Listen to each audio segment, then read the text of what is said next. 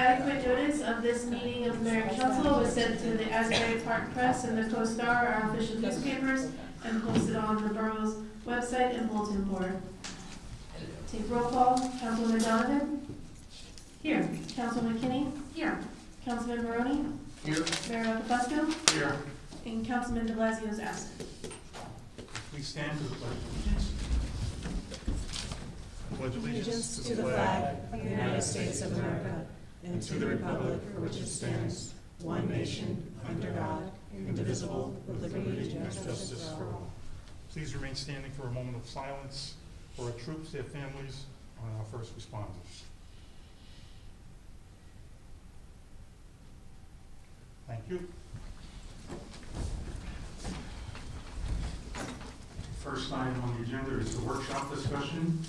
Any council members have anything to discuss during the workshop? Going once? Well, I've got some questions about one of the ordinances we're going to be voting on. Do you want me to bring those or something? No, we can discuss that now. Discuss it now? Sure. Okay, it's going to involve the redevelopment attorney. Okay. My questions.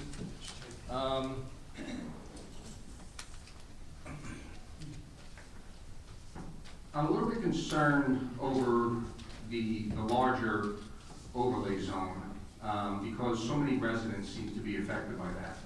When were we first made aware that we were going to need an ordinance to meet the requirements of the declaratory judgment?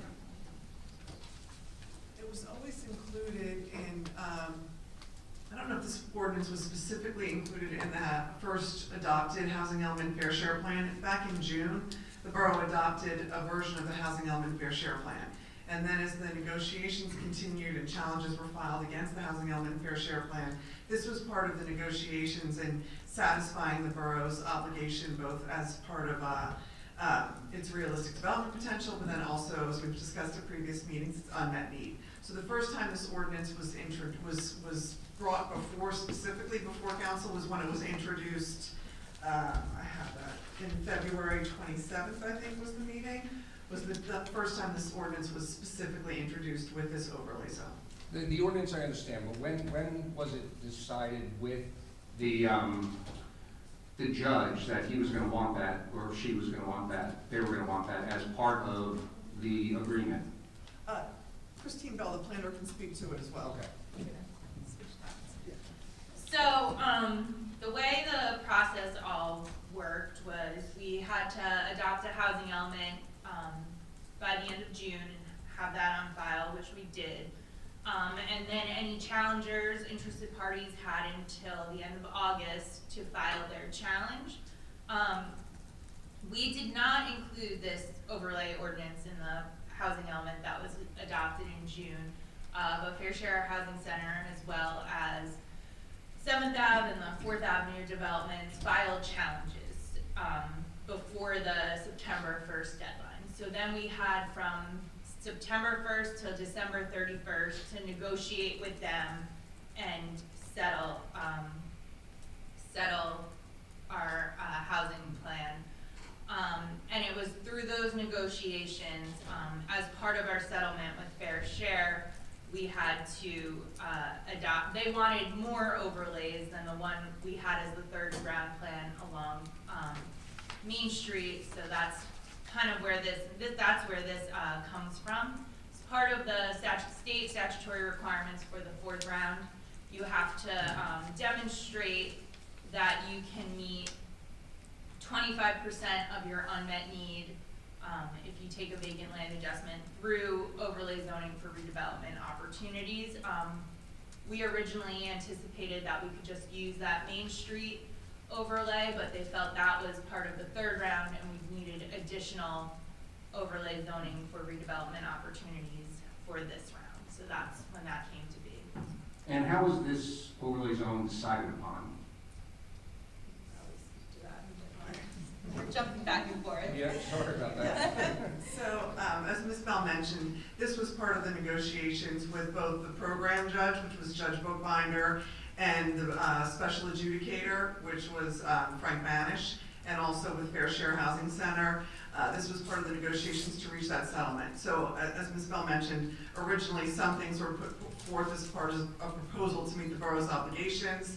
That was not accepted by either the program judge or the special adjudicator. That was not sufficient. So there was some significant back and forth as to what would resolve the outstanding issues, the challenge specifically with Fair Share Housing Center, and be acceptable and would be the subject of a recommendation from the special adjudicator to the program judge.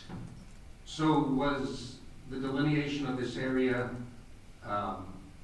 did they work with us on that to decide the fair share people, or was this decided here in town? This was decided among the professionals with the administration as part of the back and forth. You know, we brought something to the table with the program judge. That was not sufficient, so then we went back and worked with the administration and the planner to come up with what would satisfy the borough's unmet need, what would be acceptable to resolve the challenges. Okay, and was any attempt to reach out to the people who could be affected by this, to let them know that we're changing the zoning in there, where they now have single-family homes and they could be subject to multi-unit affordable housing units? There was, the public notice for introduction of an ordinance, the notice of the public hearing tonight, and also the notice that it would be reviewed by the planning board. So there would be public hearings and an opportunity for the public to come out as they were notified. And this, I think, just to emphasize, this is an overlay zone. So the underlying zoning in this area will still continue to exist. It's just anyone who's interested could utilize either the existing underlying zoning or this affordable housing overlay to develop a property. And I know it's been discussed in the past that if it doesn't pass, we'd be in default. The deadline is the 15th of this Correct. month? Okay. But when you say we'd be in default, what does that look like? What does that mean? The judge has already issued a decision and an order for the borough, accepting the borough's housing element and fair share plan, accepting a condition on all the borough adopting all of the ordinances and resolutions required under the housing element and fair share plan, which includes these overlay ordinances. So as part of, as Ms. Bell stated, and as we stated at introduction, as part of meeting the borough's obligation, the borough needs to adopt these overlay zones.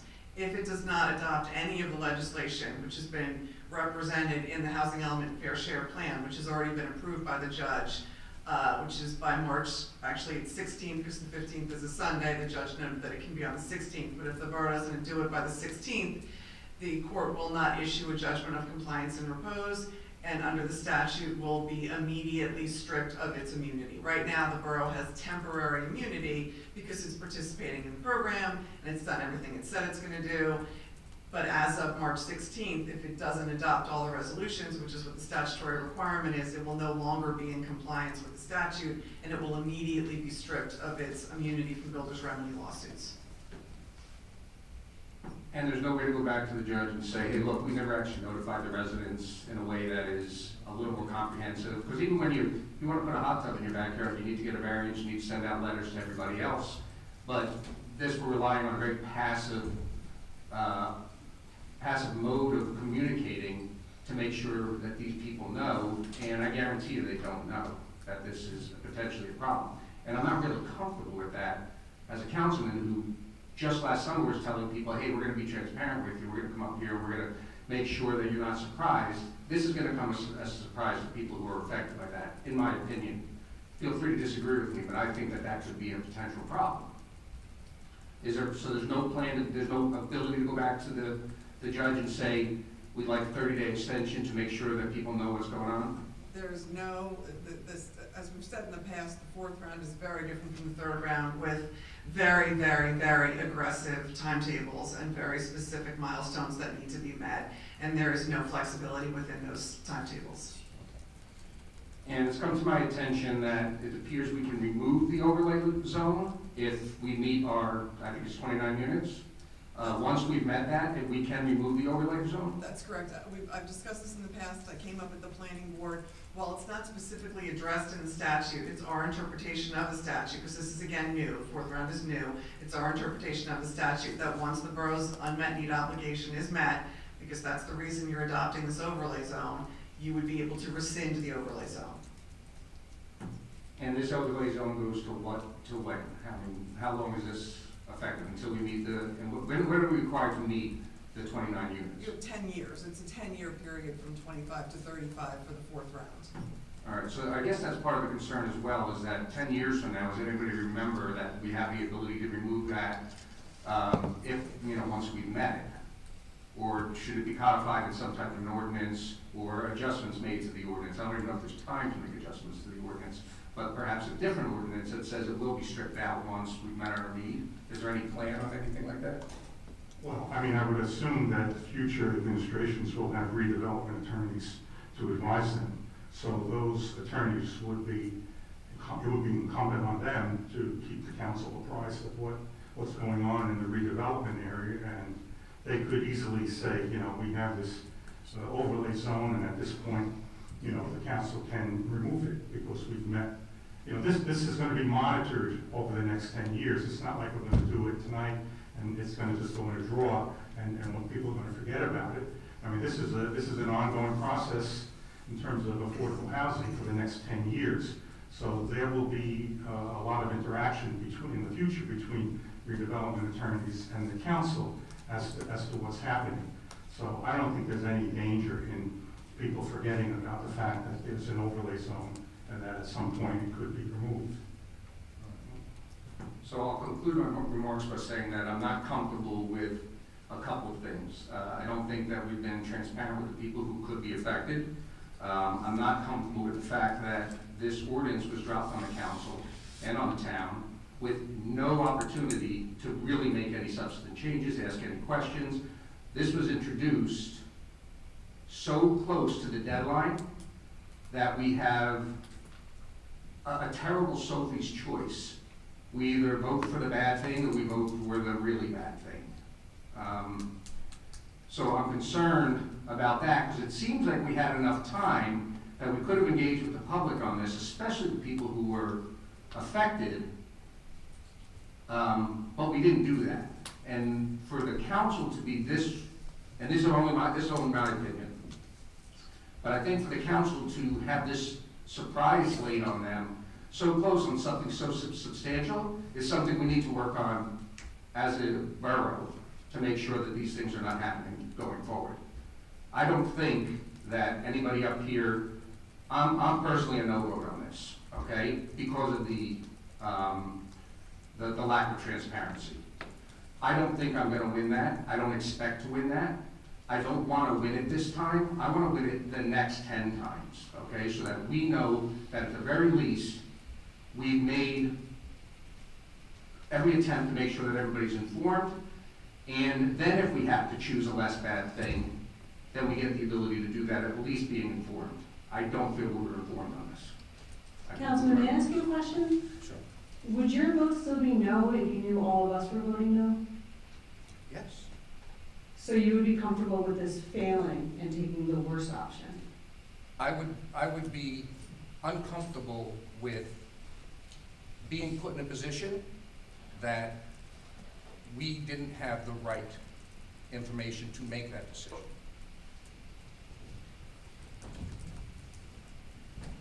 I think we can all agree that this process has been uncomfortable for years.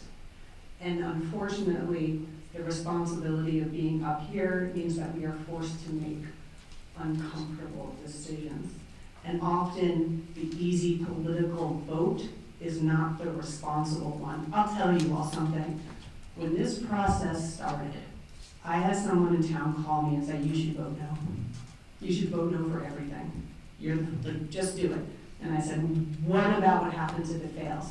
And he said, it doesn't matter, who cares, it'll look better for you.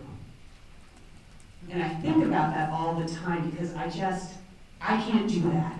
Can you do that? I can't do that. But I also think that one of the things that we haven't talked about fully up here is that this is not isolated to Belmar, and I don't mean that all the other towns around us are going through that. We all know that. We read the headlines, we see what's happening in Wall, we see what's happening in Bradley, whatever, Seagirt. What I'm talking about is that this is a law that was created in Trenton by people who do not fundamentally understand what we're working with down here. They're working in Elizabeth, they're working in Jersey City, they're working even, Jackson, where there's more land, where there's denser buildings, and where they also aren't looking at the full effects of flooding and climate changes that we are. They didn't go through Sandy the way we did. They're not forced to think about their flood zones where one heavy building goes up. And I think it's part of our responsibility going forward to engage with the League of Municipalities, to engage with all these other organizations, to try and change the law to inject a little bit more nuance into it going forward. So that maybe in 10 years, we're not sitting here having the same conversation again. I could just add, we're not having any speakers until the public session. Okay, thank you. If I could just add a few comments. Number one, but for the people who objected to our original plan, as I said, which had to be done by, the objections had to be done in August 31st, we would not have an overlay zone. But people came in to the court and said, oh, no, you know, we can even provide more affordable housing for you if you let us build, you know, a 5-story building on Ocean Avenue with parking underneath, or if we could do something else.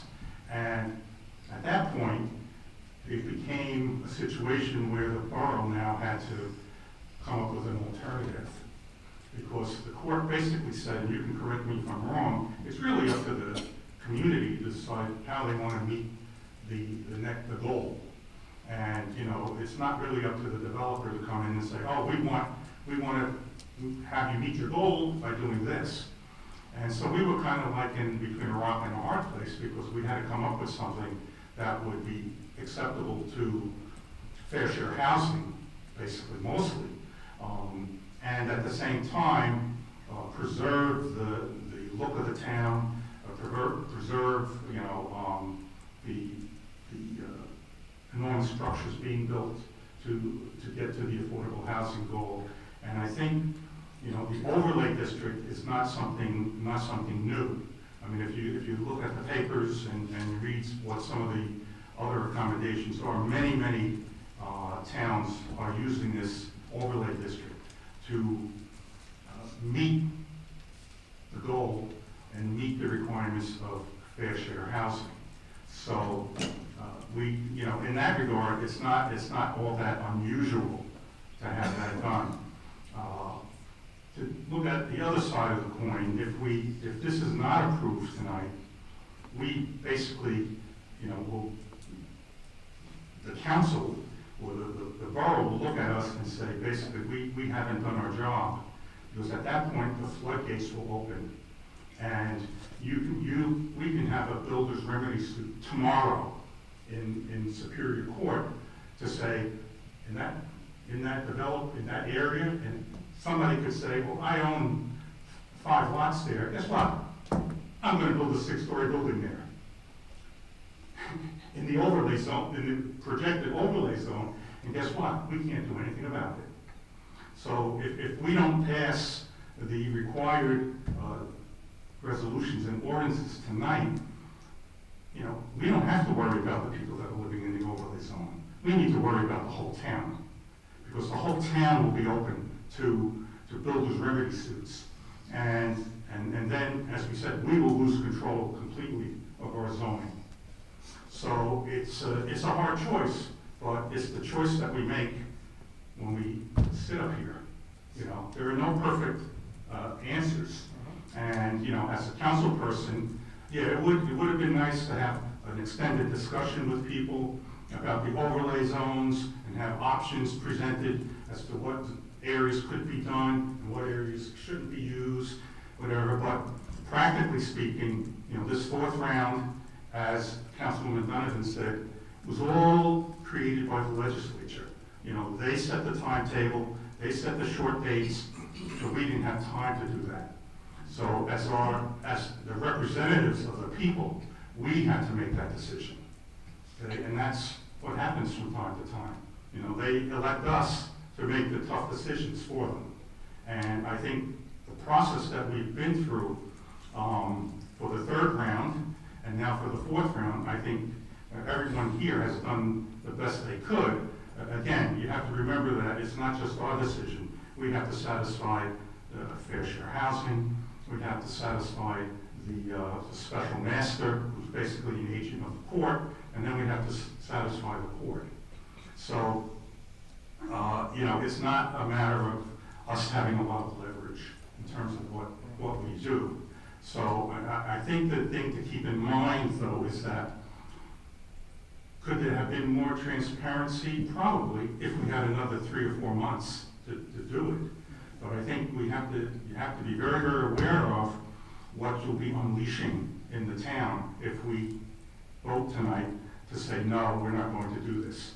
Everything from the last 6, 8 months will just basically be gone. And we will have, we could potentially have builder remedy suits in different areas of the town. And, that will be because, we didn't want to approve an overlay zone, which no one might ever use, because there is an option to not use it. So, I think we have to keep that in mind when we come to that. The other thing you also have to remember too, developers get property to build because people sell it to them. And we put a lot of onus on developers to say, oh, they shouldn't have done that, they shouldn't have done that. But a lot of the developments we have that are going up are developments because people who live and reside in Belmar sold their property to those developers. So you can't blame the developers 100%. Everybody wants to make money, I understand it, but, they're in business. And, if you're willing to sell them your property and you have 3 lots, or 4 lots, and you say, yeah, I guess, go ahead, give me what you can. Then the developer steps in and now he has a foothold in the town.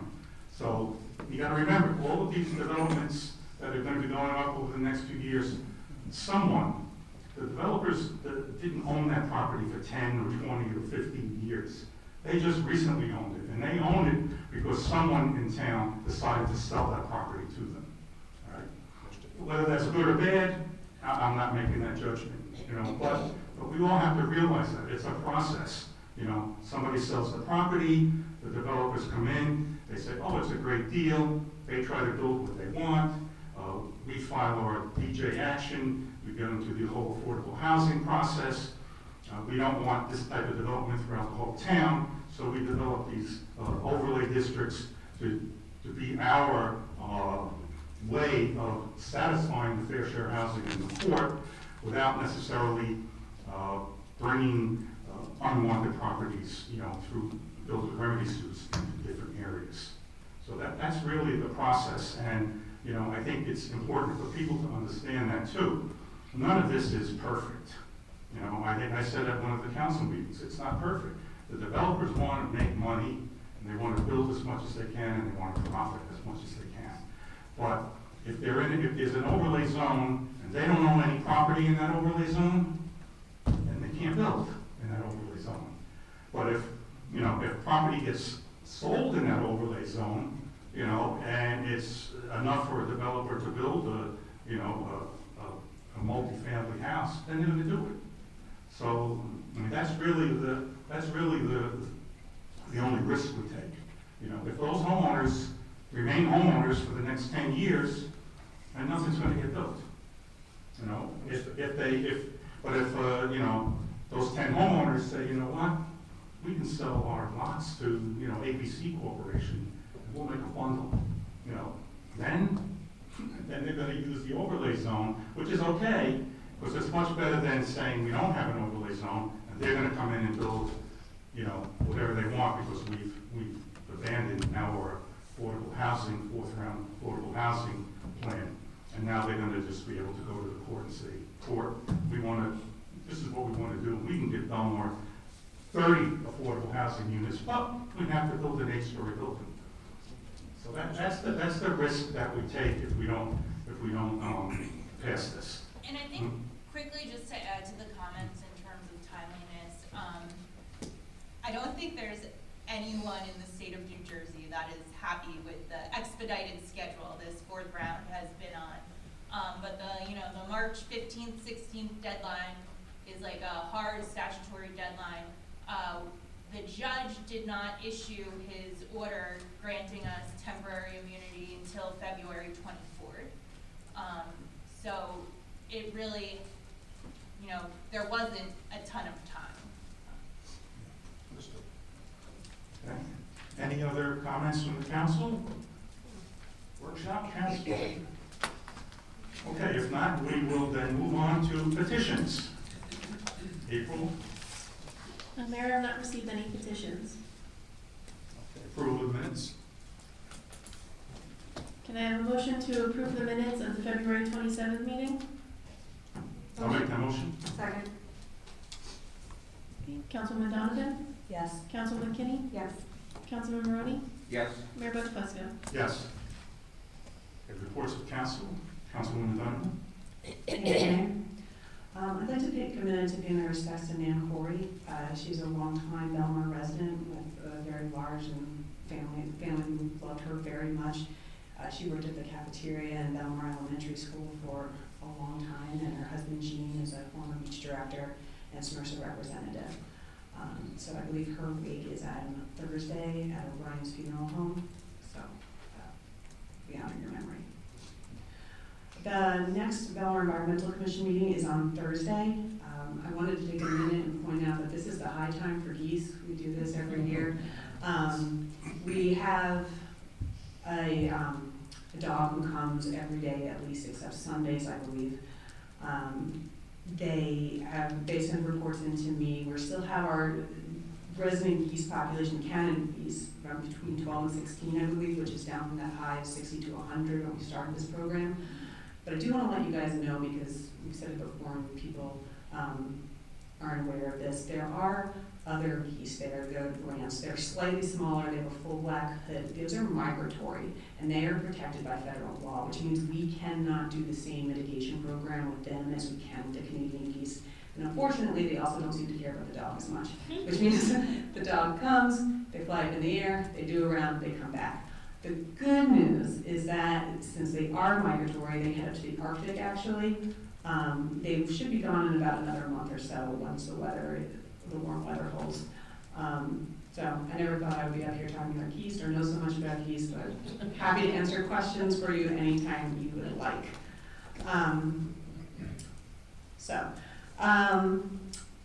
The next Tourism Commission is tomorrow, and Harbor Commission is on March 17th. I would have scheduled that differently. Thank you. Thank you, Councilwoman Kinney. Thank you. Okay, so next Shade Tree Commission meeting is actually this Thursday, March 12th at 6:30 p.m. Couple things, sorry, around recreation. The Easter egg hunt, March 21st. That's for ages 1 through 9. Hunt starts at 11 a.m. We have 5th Avenue Beach. Rain date is going to be March 29th. Summer camp signups are tomorrow for Belmar residents. If there are spots still available after tomorrow, you can sign up on the 12th. You can find all information about summer camp on the website.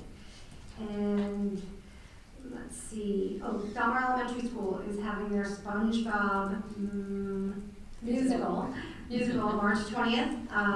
That's a Friday at 7 p.m. The matinee is Saturday the 21st at 2 p.m.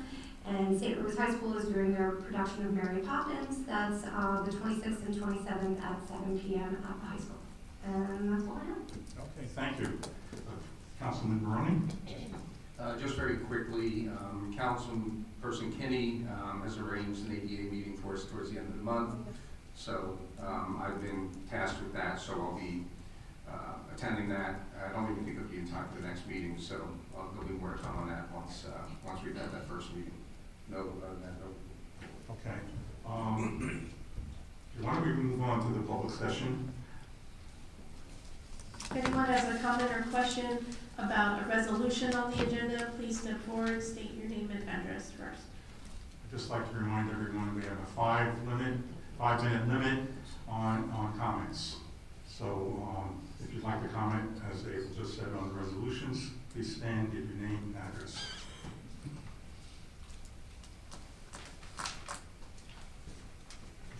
Cairns, 208 4th Avenue. I guess first, just to address your comments, Councilman Maroney. What resolution are you commenting on? I have to be specific. Yes, this is the. The overlay zones and if. Those are ordinances. Okay. So that will come later. So That's coming. Yes. All right, thanks. Or you can wait to the end, which is just a general public session. Well, Okay.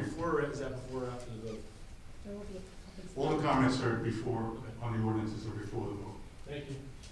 Any comments on the resolutions? Okay, if no one else see any, Can I have a motion to close the public session? I'll make the motion. Second. All in favor? Aye. Can I have a motion to approve the resolutions as listed on the consent agenda? I'll make that motion. Second. Okay, Councilwoman Donovan? Yes. Councilwoman McKinney? Yes. Councilman Maroney? Yes. Mayor Buckfusco? Yes. All right, first ordinance we have is ordinance 2006-2. This is an ordinance amending chapter 39, affordable housing, to address the requirements of the Fair Housing Act and uniform housing affordability controls and to comply with the borough's round 4 affordable housing obligations. This ordinance is open for public hearing. If anyone would like to comment on this ordinance, please step forward and remember to state your name and address.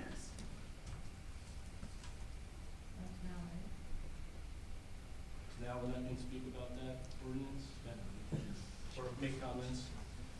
Is that the ordinance?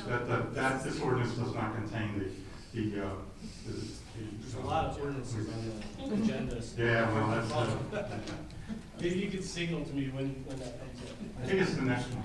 The next two ordinances are overlay zones. Ordinance 3 and 4 are the overlay zones. There's two overlay zones. Thank you. 2026-02, anyone wish to comment on that? If not, Okay, can I have a motion to close the public hearing? Motion. I'll make the motion. Second. All in favor? Aye. Aye. And a motion to adopt ordinance 2026-2. I'll make the motion. Second. Okay, Councilwoman Donovan? Yes. Councilwoman McKinney? Yes. Councilman Maroney?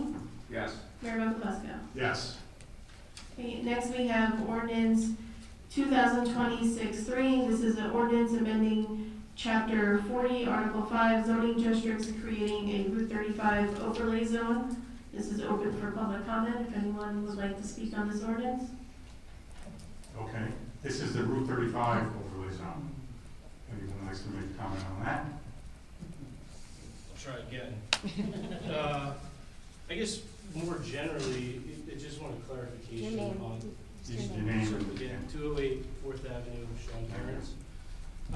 Just to better understand the process, I mean, it's understood Councilman Maroney's concerns around the transparency and the timing. I mean, I've been following this since the December meeting, December 25. I think there was already a lawsuit involved in the fourth round in terms of negotiation, if I'm not correct. So I guess from my perspective, if we don't approve the overlay zones, at least in the overlay zones, we maintain some control of zoning. Whereas if we vote no, as you said, you're no, we lose complete control of zoning. You may not have to answer to the people in the overlay zones, but wherever there's a builder remedy lawsuit, anybody that lives in that area could suffer, a building 4 or 5 stories tall versus multifamilies in the overlay zones. Am I correct in that statement? Yes, that's correct. If this settlement doesn't go through and the borough doesn't adopt all the resolutions as it's been already approved by the court, then the entire borough, including the overlay zone, would be exposed to builders remedy lawsuits. And there's already been one lawsuit to build a 5-story, 4 or 5-story building on 4th Ocean Avenue. Yeah, there were multiple lawsuits. There was one brought by 7th Avenue, which was resolved and withdrawn. There was a challenge brought by Fair Share Housing Center, which was negotiated and resolved in part through these overlay zones. And then there was the lawsuit that was brought by 101 4th on Ocean Avenue, or the Ocean Avenue project by Dolce Vita. And that lawsuit, after being litigated through the program, was dismissed by the court as part of its order and decision conditioned on the borough doing everything it said it was gonna do in its housing element fair share plan. So the court has dismissed that challenge by La Dolce Vita. But if we don't approve the overlay zones, that can come right back. Everything comes back, including the borough's original obligation. The borough, as we've discussed in the past, took a vacant land adjustment to reduce its obligation from 43 affordable units to 14. And that was creating the unmet need, which was met through the overlay zone. So if this settlement does not go through, if the borough does not adopt this evening, then the borough is back at square one, with its 43 units. Right, so I just, from someone that's been following this, there's been many posts on Facebook, on the Belmar local page. If you're a resident, you should be following this, you should, have an interest in it, to say, you're gonna vote no because those people didn't get enough notice. Well, I'm here, right, I've been following it. I'm gonna be really unhappy if we don't approve it, and there's a 5-story or 4-story building on Ocean 4th Avenue, because we didn't want multifamily in the organization. I don't know, the last Friday when we talked about this, you made the point, how many areas of Belmar don't have multifamily approved? So is that really out of character? No, but a 4-story building on Ocean Avenue with 30 parking spaces is absolutely out of character. Thank you. Thank you. Anyone else? Me, I have Anita. sorry. Go Anita. Sorry. Hold on. Oh, sorry. Anita Buckley, First Avenue. I am not on the council, never been on the council, have no desire to be on the council, and I'm not a lawyer, have no desire to be a lawyer, but I believe I can do this whole presentation myself because I've sat through so much of it, and I think I understand it. And I did that all on my own time. So when you say there's no transparency, that's just on you. Democracy is transparent if you look, and that's the way it's made up. The 2 former administrations ignored their affordable housing. They kicked it to the curb. There was a letter from the lawyer that said, you are not doing your affordable housing. I am worried. And then that last administration was stuck up against the wall with all these big buildings. So all that 35 development is on the last 2 administrations, former Mayor Walsifer, former Mayor Doherty. So don't blame that on us. Now we're trying to go forward and follow the law and put the town in a position for the next 10 years and be the right way. And it's an overlay zone. Like we said, there's 10 years that they may or may not use it. Things may change tomorrow with the courts. I mean, for you to sit there and show up on, 2 days on the council and say you don't know what's going on, I can't stand that. And here, just for the sake of the fact that I believe in affordable housing, is Mr. Bruce Springsteen when he was 25. Look at him, long hair, ripped shirt, and look at his friends, people of color. But he would have been okay with affordable housing. He would have qualified if this was the 70s. He would have qualified with his income if this was the 70s, and I'd be damned if this wasn't my neighbor, or actually him, if it was my neighbor. And so I think it's disgusting that this is how far we've come. Goodbye. Okay, Barry? Barry Lubin, 15th Avenue. Just a little of clarification of what I've learned over time, and correct me if I'm wrong. I could do that. Thank you. It's not always going to be, builders' remedies, lawsuits may not be 4 or 5 or even 6 stories. If Trenton gets their hands on it, because we don't do this, I've read articles in some of the zoning things that I get, because I am on the zoning board, but I'm talking as a resident right now. But what I've read over the years is towns, I think Millburn, where they didn't do it. And all of a sudden they got 10 and 15-story buildings. Okay, so that's what I'm remembering. So you're not talking about anything that would stay within our zoning and our planning boards. You're talking builders' remedies where, from what I've been told, what I've read, is that the judges favor the builder and give them everything we don't want. Okay, thank you. Anyone else? Yes, my name is Drew Fromkin, I'm on South Lake Drive. I didn't come here tonight with any agenda and actually didn't even know what was on the agenda, so this is very educational for me. I don't know what's going on in this place, but it looks like they're almost paid actors with some of these props and grandstanding.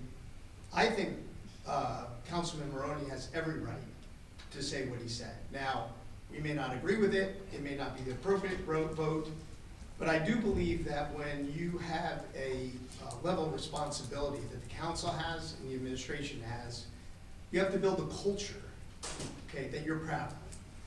I love Katie's response only from the perspective of going forward, she wouldn't do it the same way, okay? I wasn't really happy with the result, but I understand that. And to the extent that there are people out there that should be monitoring, should be reading the rags, it doesn't happen. People have day jobs. Some people aren't even capable of understanding some of that. Some people are, they don't have the time. I believe it's incumbent upon any good council and any good administration to make sure that their constituents are aware of things that are going to impact them. So while I understand, and I'm not making a judgment about what everybody was up against, this does happen to be a Trenton issue mostly, and there have been other administrations that may not have handled things perfectly. But going forward, and even in this moment, I'd like to see the council do what Kevin just did and speak to what Katie just said, which is we're not going forward as a town going to take advantage of assuming people will understand what's going on and will be proactive. Mayor, you did a great job prior to being mayor of being highly critical about transparency. And I think it's important, and I'd ask you to stand up and say again that you're for transparency. And even if there was a dilemma or a situation which didn't allow that, culturally, I'd like to see this administration and any council going forward push for that for our township. So that's all I wanted to say. I'm not judging what went on. It's a highly complex matter, many years in the making. But to feel like one individual, and maybe the no vote is not the right vote in this instance, we don't know. But I do commend you for at least saying that there are people out there that need better information, and as a council, you should work harder for that to occur. So that's all I wanted to say. Thank you very much. Thank you. Anyone else? Don Griffin, 817 13th Avenue. So as regards to the Route 35 project, how many units are being proposed or agreed upon for that project? Are you talking about the Vermella project where the old hotel was Lodge and all that? to the Waterview Pavilion. Yeah, I think it was 189, was it, off the top of my head? I have those numbers, but Yeah. that's not applicable to the No, to the no, this ordinances. is not.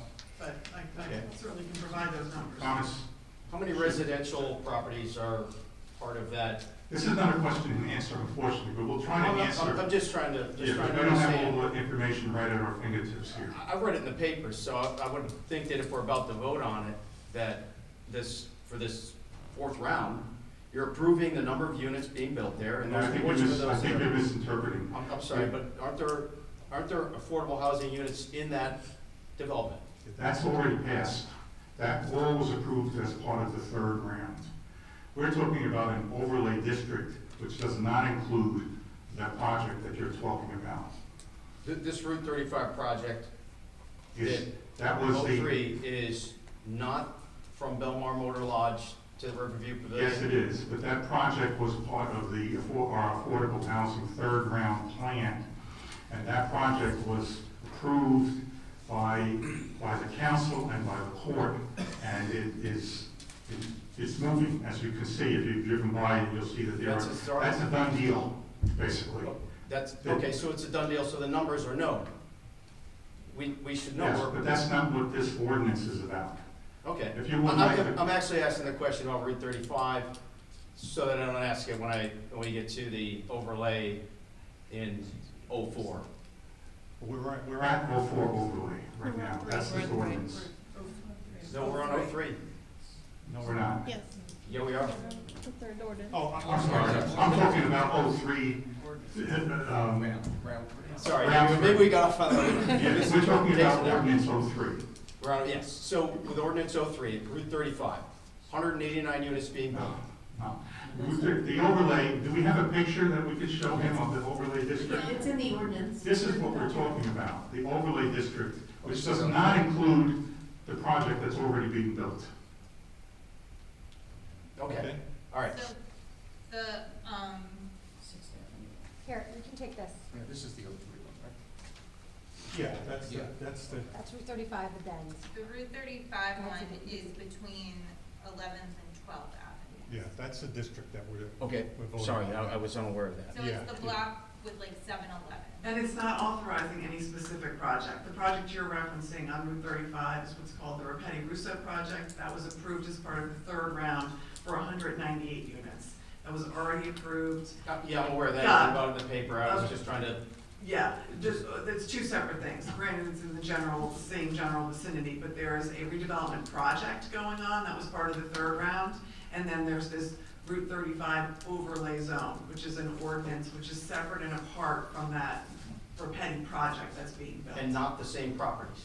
Not the same properties. Those properties are not part of the overlay because they're already part of a redevelopment project. The Route 35 overlay zone is limited to, I think, 3 lots. Do you have that? It's 4 lots, it's 2 blocks out. fronting on 35 between 11th and 12th. So it's struck, from the north end, the block the 7-Eleven is on.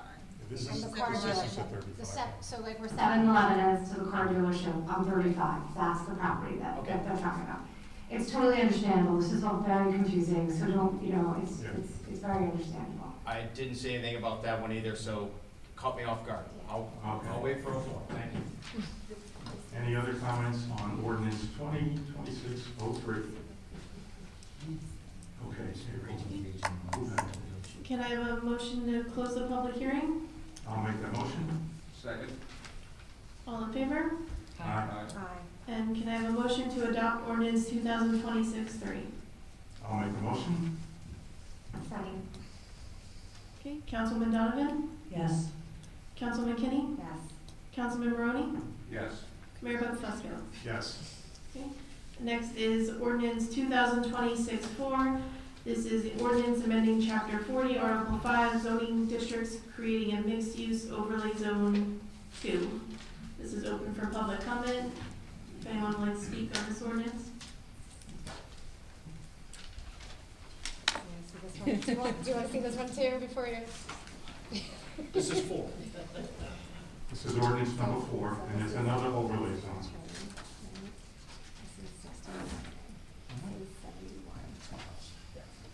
That's the one. Thanks. All right, now that I know that I'm talking about the right overlay zone, it's important to understand, we've had several major projects in town. Just that Route 35 project has 189 total units. How many of those are affordable? Is it 20%? I'm gonna guess 20, if you see if I'm right, and then they're making a $2 million Correct. donation to They're affordable making a housing trust. payment in. Payment in lieu Payment in of lieu. less. Okay. That was, yeah. So,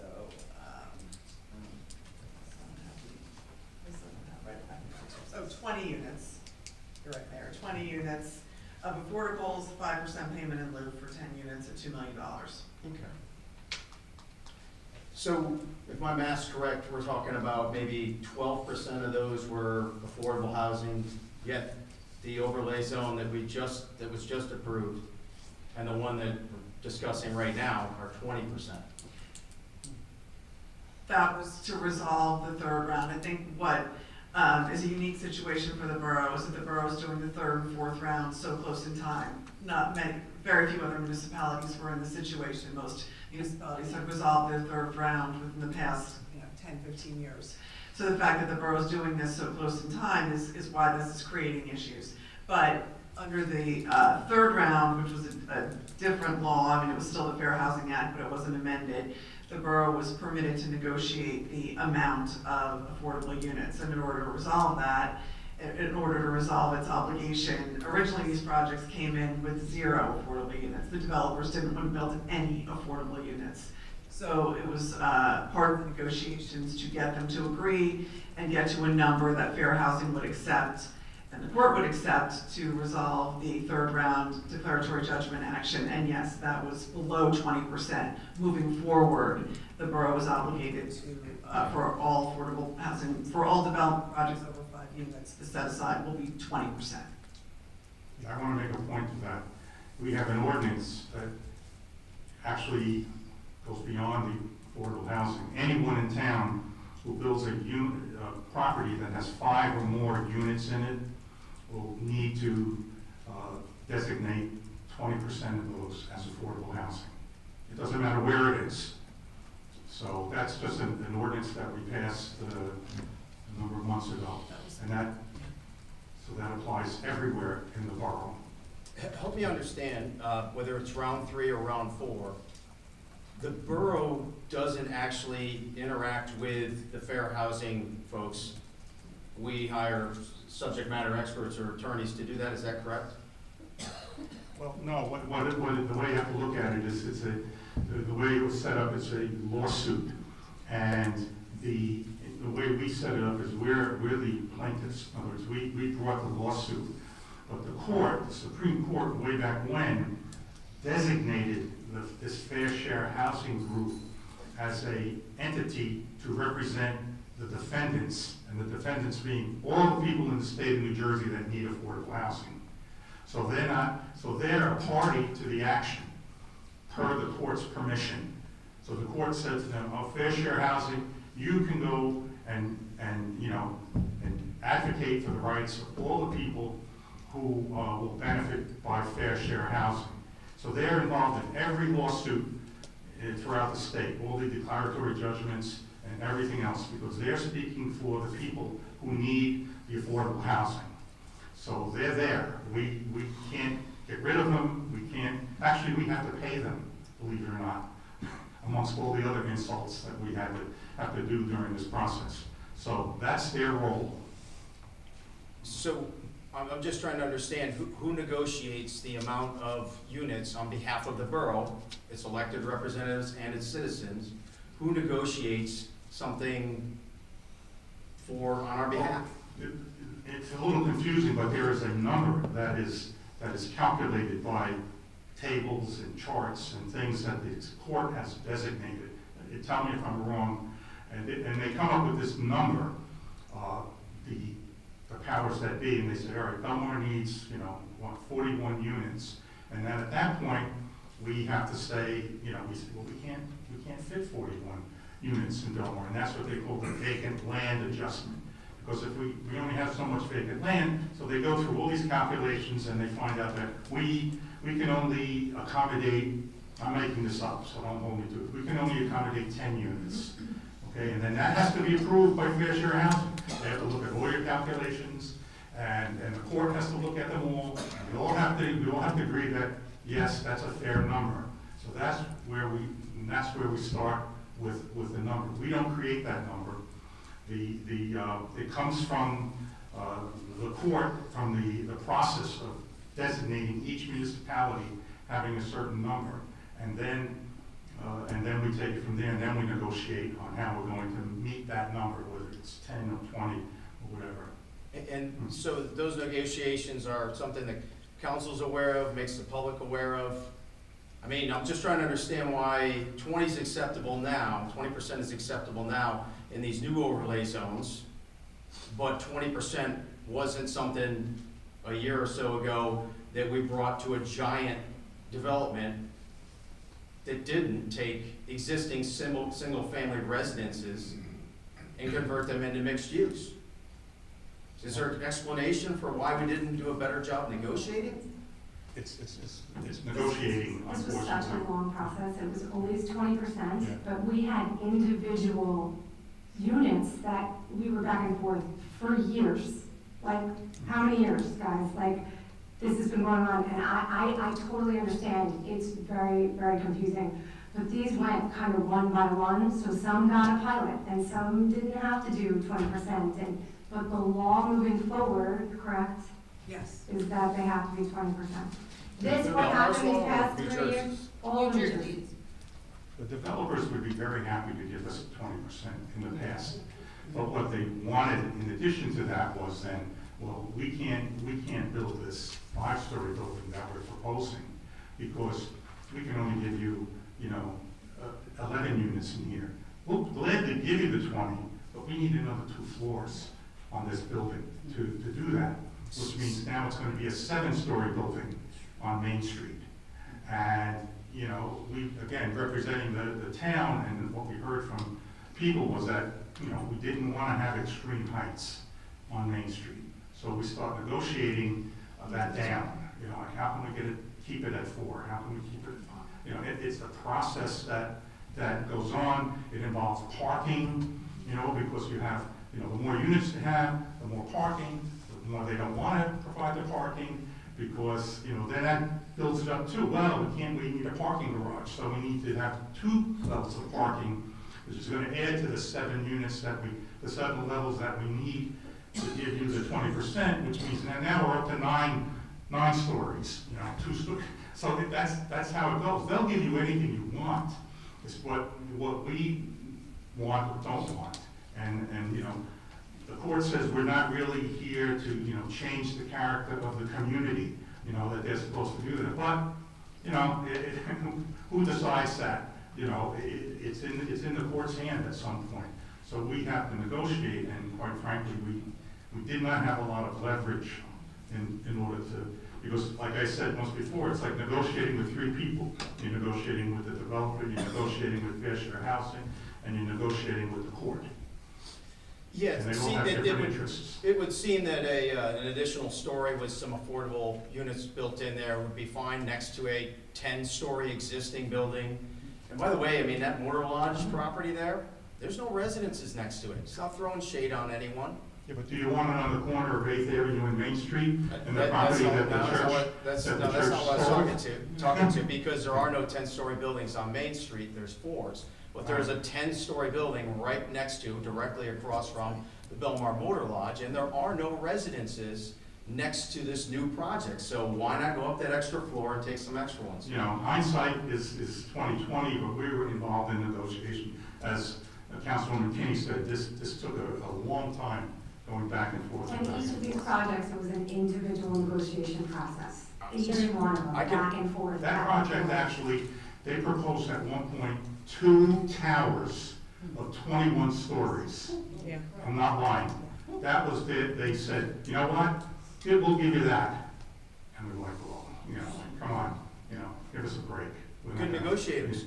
They started 21 because they want to end Well, up they at didn't 9. start at 21, they started at like 8, but then they, We started 25% affordable housing, they get to 20. That's negotiations, but getting back to the transparency, just being a resident, reading the paper, reading the minutes, trying to keep my ear, I'm just a dad. I don't have time to really, a lot of time to dedicate to this. When was the official notice first made to the borough or the public about the overlay zone between 11th and 16th, between Railroad and 71 for 04? we answered that question, I think, already. That was done at the very end of at the end of the process, when we had interveners come on August 31st, and we had to match developers who wanted to come in and give us affordable housing on like Ocean Avenue, and now we had to come up with an alternative to do that. As far as the specific ordinance, it was first introduced on February 27th. On the agenda, and the notice of the introduction was published. And the map and the site plan were available in August? No. No. The map and the site plan were probably first available as part of the Housing Element and Fair Share Plan, I think probably in sometime in February, I don't have a specific date. It was the There is no 27th site was plan. when. I mean, not site plan, I'm sorry, the attachment with the mapping out the overlay. So there's no site plan Well, no, we don't in do that. August, and the folks that are, the borough's representatives at Affordable Housing they're aware of what this means to the residents that live in that community. There was no settlement in August. They received challenges. The settlement was not finalized, really accepted by the court until February. The judge, we had multiple sessions with the judge through December. I think it was finally wrapped up with the program judge in December 31st. We didn't reach agreement with Fair Share Housing until sometime in January. Look, I'll have an analogy. You're served with papers for a divorce. You're not divorced, but you know about it. So my question is, why did the borough not reach out to the residents in August when they knew what the impact of this was going to be on both the businesses and the single-family residences in that area? Well, two things. I want to make it clear. Our plan was made before August, and there was a deadline of August 31st for people to object.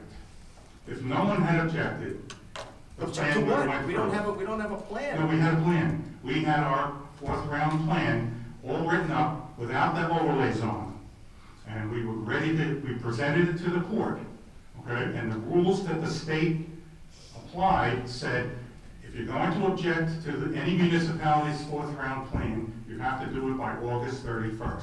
So now we have a developer from 4th and Ocean Avenue who says, I object. Okay, so now, we're basically, our plan is now like, out of the water. Because now the court's like, well, now you have an objector, now let's see what's going to happen.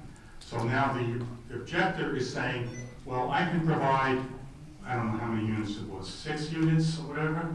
If you adopt my plan, I can give the town 6 affordable housing units right now. But we have to build a 5-story building on Ocean Avenue with ground level parking, okay? And quite frankly, that was not acceptable to the council. So we have to come up with a plan B. And the plan B is the overlay zone. That's the plan B. And then it took time to negotiate that. It's not like we just come out and said, this is it, and we can present that to the borough and present it to the people. We can't, because we don't even know if that's going to be accepted. So we have to negotiate that, and at some point, they said yes. And that was very, very recently that they said that they approved of that. So we didn't even know that they were going to approve of the overlay zone until the court said, okay, we approve it. And as a result of that, we are conditionally approved, I'll use the word conditionally, and we need to pass these ordinances tonight so the court will say, you've done everything you need to do. Because the court's not going to approve the plan unless we include the overlay zone. So that's really the way it works. It's not the responsibility of 4th Avenue to provide the affordable housing units for the town. It's not. No, it's not. It's not the responsibility of Inlet Terrace. But they wanted to. And it's not the responsibility of, 18th Ave or 5th Ave or 6th.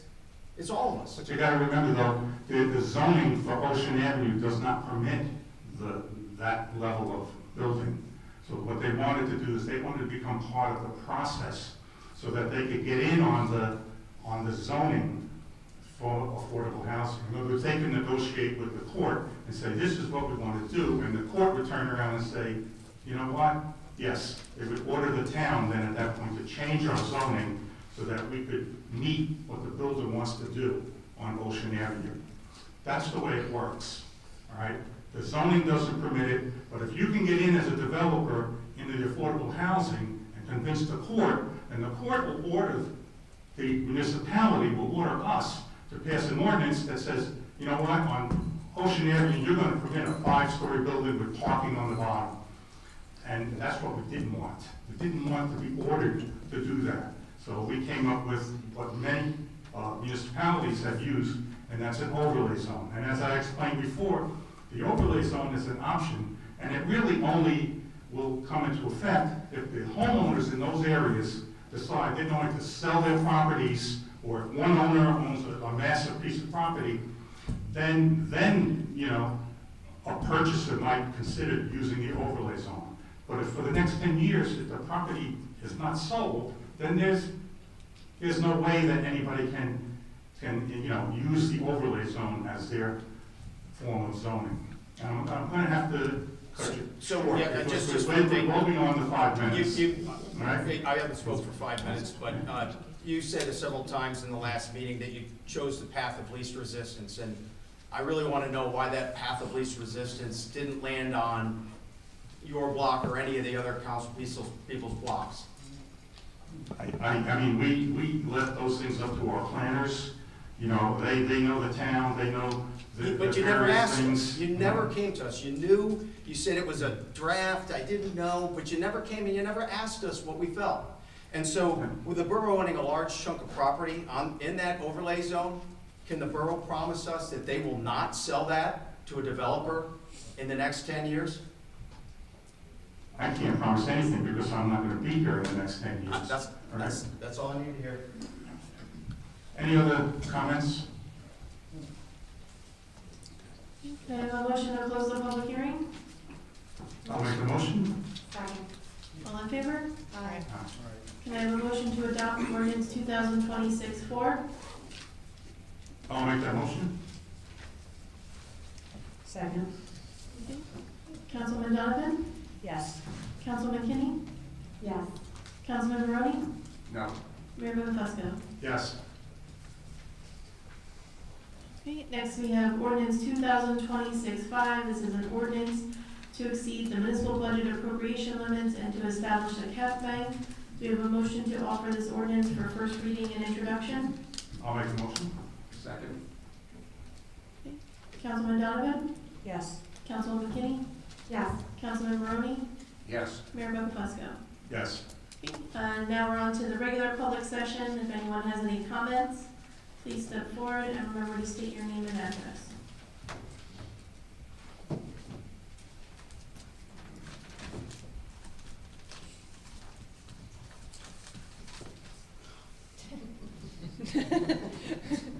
Making you work, Marshall.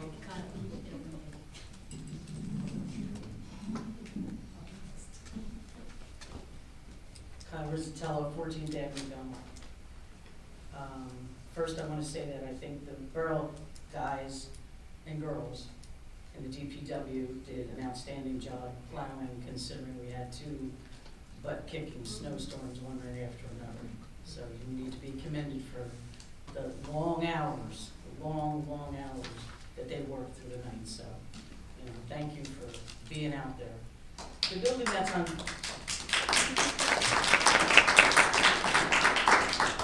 The building that's on 12th Avenue and Main Street, can we knock it down and pave it and make it a paved parking lot? Just like you have meters or not meters, but you have the little things up at the beachfront so that when you park, you have to pay. Is there any way we could do that with that building? At the present time, we're looking at, eventually it will be knocked down. But we cannot put anything on that property because that property is contaminated. So it has to stay the way it is for the time being. We're actively moving towards that. You should hear something within the next, what is today? Probably within the next month and a half, whatever. We'll have more to say about that. Oh, okay. I might be bouncing around, but when it comes to all these buildings that are going up and everybody's griping about the affordable housing, I personally happen to have a friend that lives in Wall Township in an affordable housing development. It's a very small percent of that development is affordable housing. She has to pay rent. She has to pay utilities. They can knock on her door at any time, any month, and knock on the door and say, I want to see the status of this apartment. You're in affordable housing, you need to keep it up. So that's something I don't think people are aware of, that I'm not for or against, I'm just being kind of neutral, giving information that I know when it comes to affordable housing. They're not getting these apartments for free. They're not getting them for free at all. They have to pay a percent of Well, rent. that was always the case. I think it's statutory that, there are designation of different levels, low income, low income, and they all have to pay a rent. I don't know what the calculation is or how it's done, but that is the rules of the state. But I think some people are under the assumption that, oh, they're getting affordable housing, they're gonna get it for free. They don't get it for free, No. they have to pay. Free housing is called free housing. Affordable housing is affordable. Let me flip through my notes here.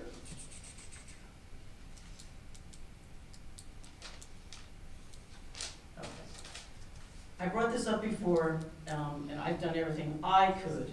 On the east side of my property, there's the Westport townhouses. So they're on the east side, and they're on the south side of me. They have these trees, and I've gone through this constantly. I have contacted Bob Brennan, that's a rep of the development area, and said to him, something's gotta be done with the tops of the trees, because when the wind blows, and this I contacted Jersey Central a couple of years ago, saying, my lights are flickering when the wind's blowing. They said, it's not your power lines, it's those trees are coming up and hitting the wires. And if they don't get trimmed back, as a firefighter, you know, wires can come off a house and a house can catch on fire. I have contacted Bob Brennan multiple times. He sent me a picture saying, oh, look, the trees are 3 feet from your wires. I said, when the wind's not blowing. Now, we had 2 windy snow ice storms. Those trees had a lot of ice on them and did a lot of bending. I said to him, I will pay out of my pocket just to get the tops of those trees below my wires and no cost to them. They're not getting back to me. What do I do now? I want to prevent my house from catching on fire. I would send him a letter. This is not legal advice, but you said you told him, I assume you just told him. I've got all the text messages to him and from him. I would send him a certified letter saying what you want done, and leave it at that, see what happens. Because I got it, and That I is got. not legal advice, right, George? That's just my advice as an uninformed mayor.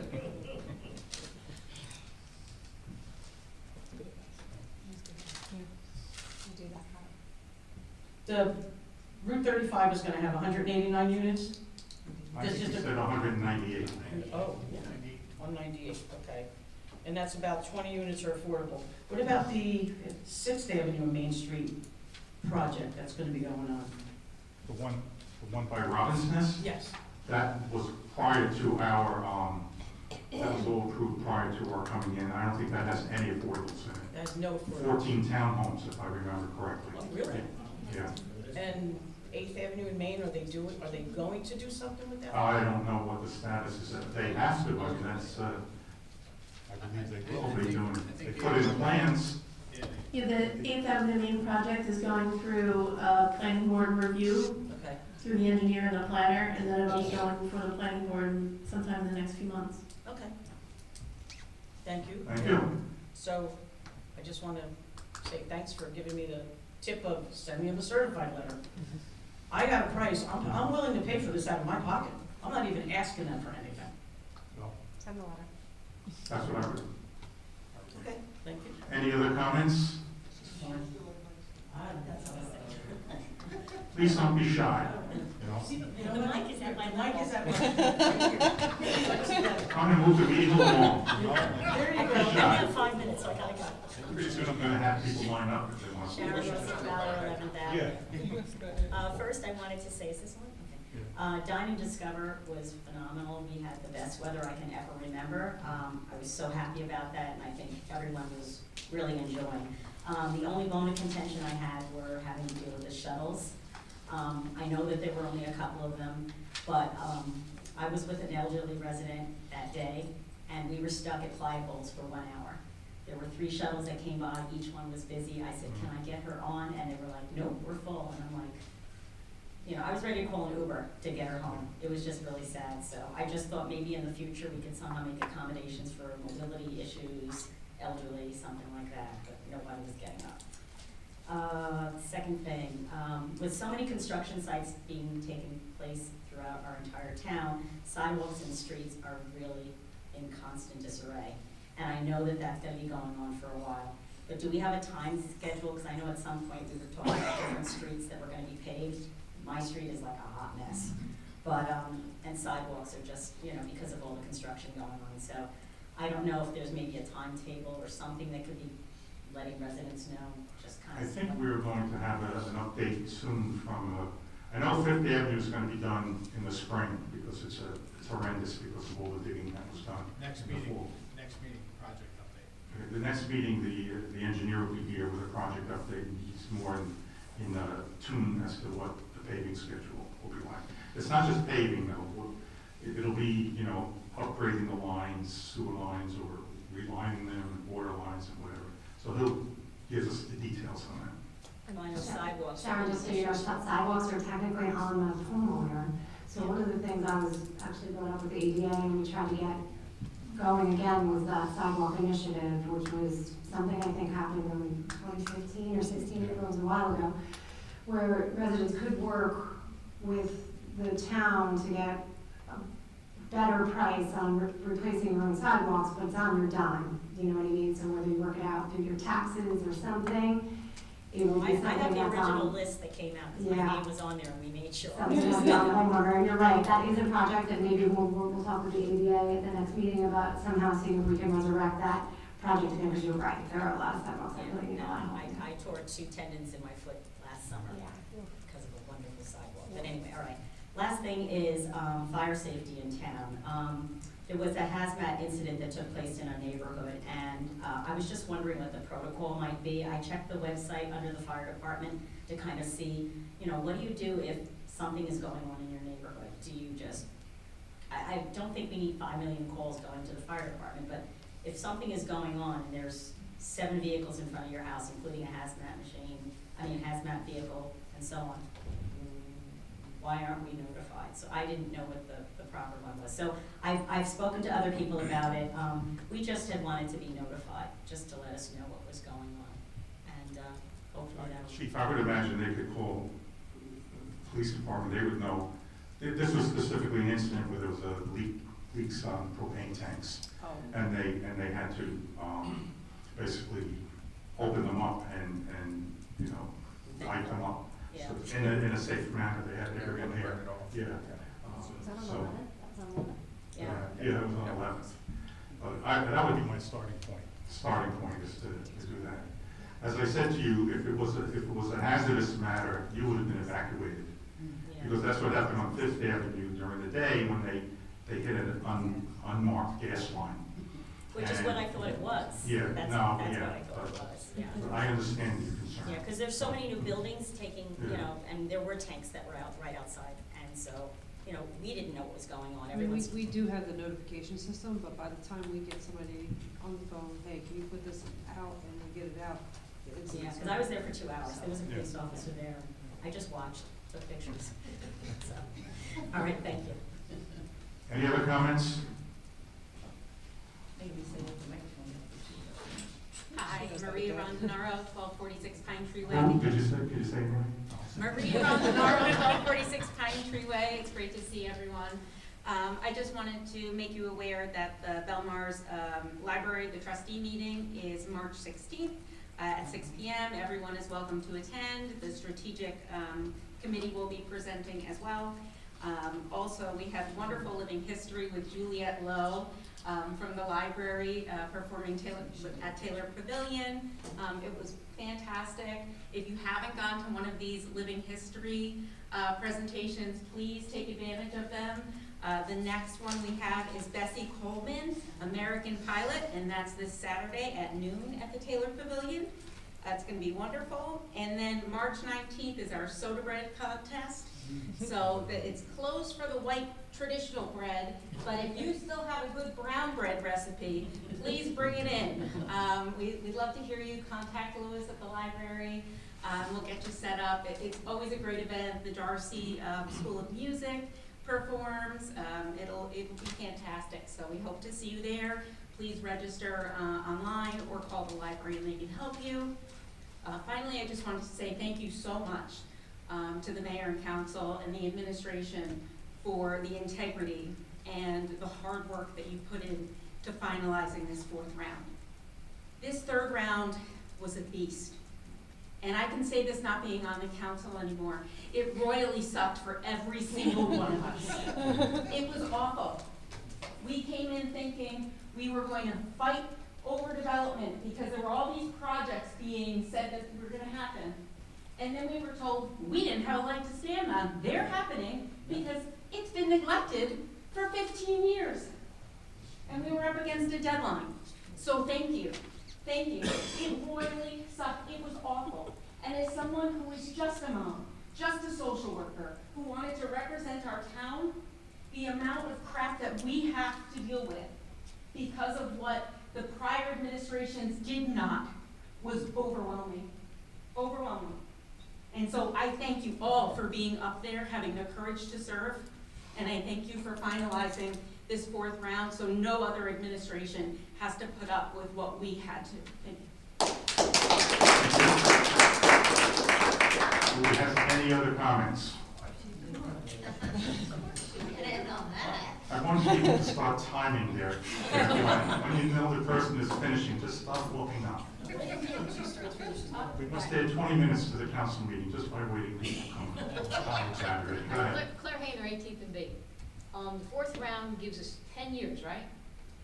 Yes. Yes, 10 years. Can we have a 5-year reprieve, like at least, that we don't mention it? At another council meeting? No guarantees.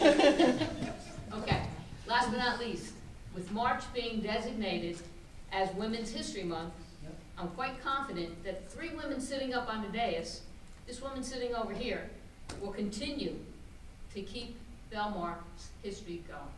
Thank you. Thank you. Any other motions? I got up before she left. That's not good enough. Yeah, Dane Line, 14th Avenue, Belmar. What is the status on the sign out in Highway 35 in the marina?